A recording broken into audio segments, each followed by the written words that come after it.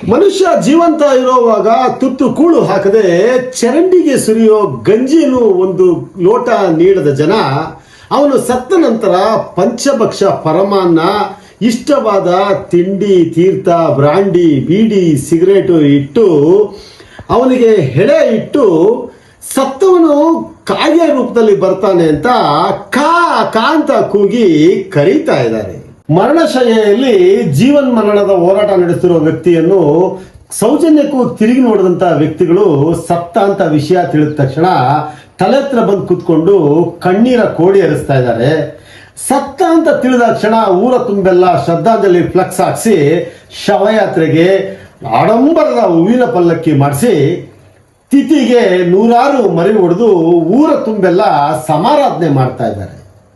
ಜೀವಂತವಿರುವಾಗ ನೀಡಿದ ಗೌರವ ಸತ್ತ ಮೇಲೆ ಕೊಟ್ಟರೆಷ್ಟು ಕೊಡದೇ ಇದ್ರಷ್ಟು ಅಲ್ವಾ?